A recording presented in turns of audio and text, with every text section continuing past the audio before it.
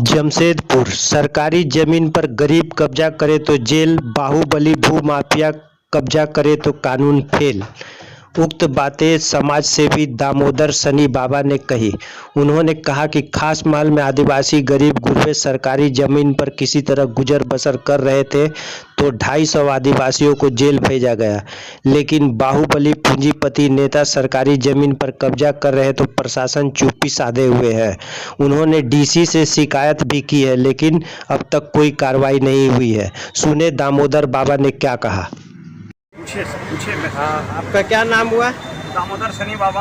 अच्छा, सरकारी जमीन पर भू माफिया लोगों का कब्जा हो रहा है, उस पर आपका क्या कहना है? देखिए, मेरा कहना तो यही है कि 75 साल से आज तक देश में यही होते आया। हमेशा ही भू माफिया लोगों का राज रहा और गत दिनों में खास महल में ज़मीन कुछ आदिवासी भाई जो है गरीब लोगन अपना किसी तरीका से लालन पोषण करना चाह रहे थे, लेकिन 250 आदिवासी को जेल भेजा गया। चलिए, कोई बात नहीं, उसके विषय में नहीं बोला गया। लेकिन आज शहर के बीचम बीच बहुत से ऐसे भूमाफिया जो है ज़मीन को घेर रहे हैं और वो नेता है, उसके पास पैसा है, उसके पास समाज है, उसके पास सब कुछ है। इसीलिए बाहुबली नेता लोगन है, वो लोगन तो कम से कम ये आदिवासी की बात कोई नहीं सुनेगा। और प्रशासन जो है इस वक्त में सोया हुआ है। प्रशासन की ना आंख खुल रही है ना कान खुला है।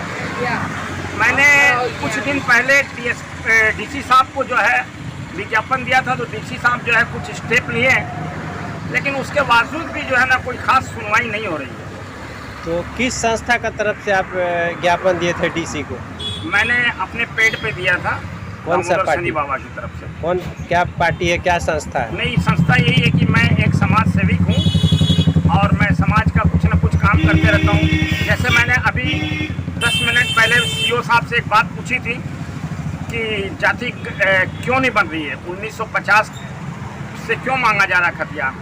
तो मैं ये पूछता हूँ कि 78 हम लोग ने पहले एक चेतना विकास आंदोलन, हमारी एक सामाजिक सेवा थी, तो मैं 78 के हिसाब से हमारी जो है बनती थी। लेकिन सरकार की गाइडलाइन आपके पास आई तो सीओ साहब ने कहा कि मेरे पास कुछ गाइडलाइन है। तो हम बोले गाइडलाइन हम लोग को दिखाइएगा। तो सीओ साहब बोला आप कुछ आदमी को भेज दीजिएगा, हम दिखा देंगे। लेकिन मेरे को नहीं लगता कि ये दिखाने में सक्षम है। सरकार की कोई गाइडलाइन नहीं आई है। आज हरिजन आदिवासी लोगों का कोई जाति सर्टिफिकेट नहीं बनती है, कास्ट सर्टिफिकेट नहीं बनती है, तो बहुत से बच्चे जो है नौकरी से वंचित हो जाएंगे, पढ़ाई लिखाई से वंचित हो जाएंगे। अभी सरकार का ध्यान खुलना चाहिए।